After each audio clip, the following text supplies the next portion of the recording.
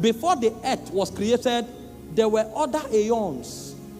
There were other civilizations. There were other realms. God was called creator, not when he started with earth. The Bible said in the beginning, God created heaven. So he was creator many aeons before it became necessary to create earth. And before men were created, God had created many other ranking entities. Princes in Zion. Some of them have statures of rulers. Even when they fell, they were still recognized as rulers of darkness. Because of the level of scepter they were wielding in the realm of God. They were created princes. So even in the state of their fall, if you make a mistake of undermining them, you'll be in trouble. They are called the rulers of the darkness of this world. Now, all of this happened before man came. And even in the realm of God, there are some that were not given designation. They were called elders. So they have become so old. And only God knows what reference was used to judge their age. Because they are living in a realm where time does not exist. In the realms eternal, time is not a framework of reference. Now, if a being is living in a realm where there is no time and is called an elder, the question you ask yourself is, by what parameter was your age judged? How did you become an elder? It means there are many businesses in the corridors of light that creatures that have existed before us are already actively participating in. And so when God created us, we were novices. In fact, we were so much of novices that a fallen prince could deceive Adam cheaply. He didn't need a rehearsal.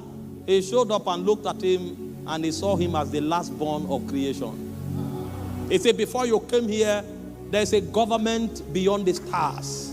I was in the realms of God. I walked in the midst of the coals of fire. I know the ways of Abba. When God was contemplating creating your civilization, we were there. We sang into the foundation of the earth.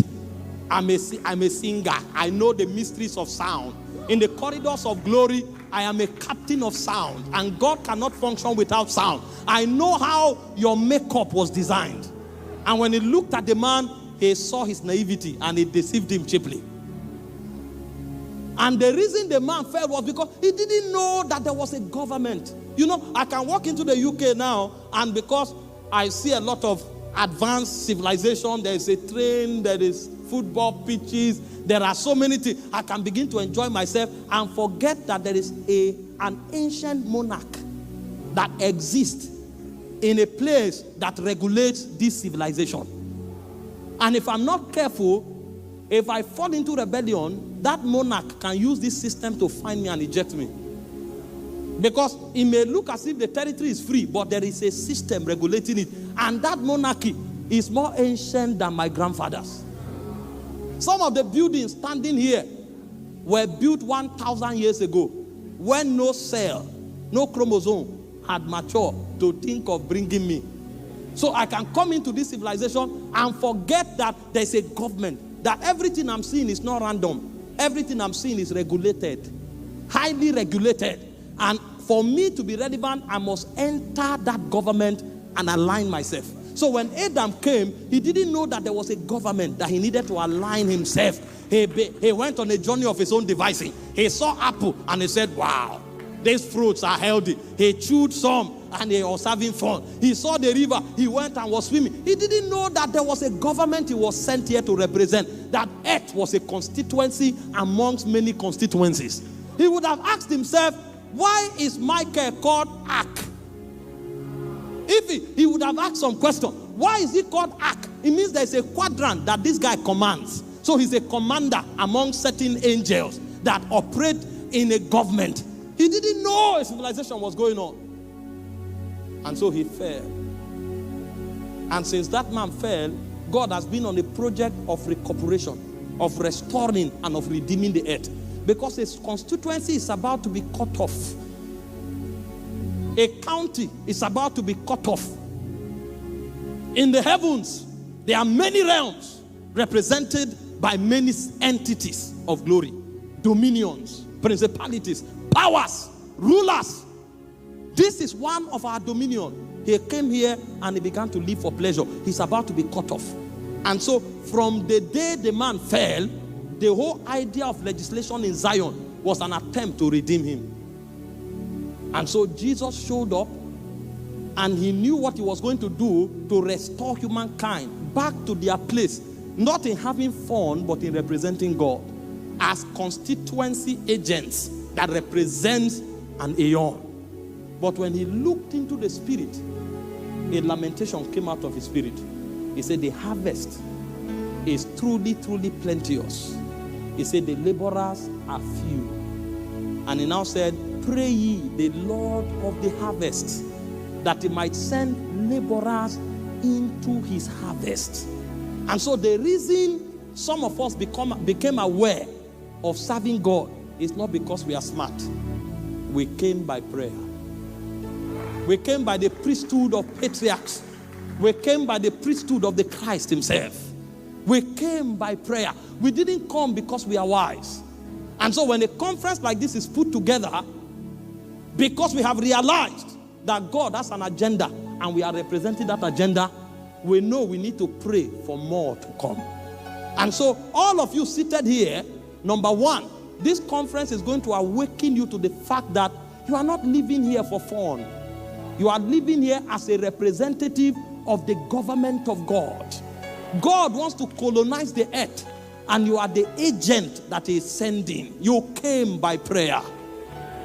And if you fail in your duty as a custodian and an ambassador of heaven, United Kingdom will plunge into darkness.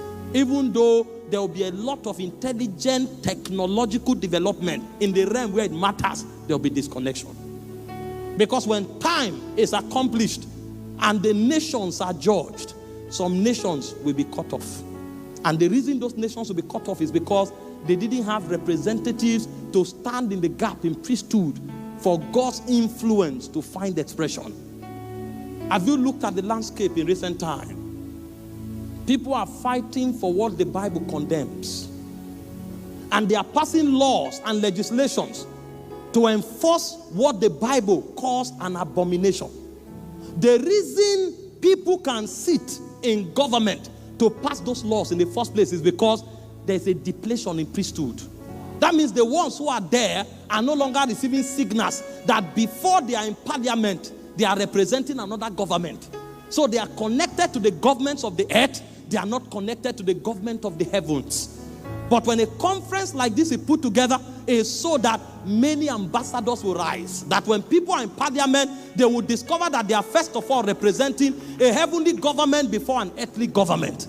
That when people are in the economy, they will realize that they are representing a heavenly government before an earthly government. Otherwise, the worship and memory of our God will become history. And one day people will say, once upon a time, there was a group of people that called on the name of one Jesus. But it will never happen. Because so long as you and I have breath, we will represent Jesus. Only Yeshua will reign forever. To your kingdom there is no end. There are kings, there are kingdoms, there are mountains, and there are thrones. Only Yeshua will reign forever. To his kingdom there is no end. There are kings, there are kingdoms, there are mountains,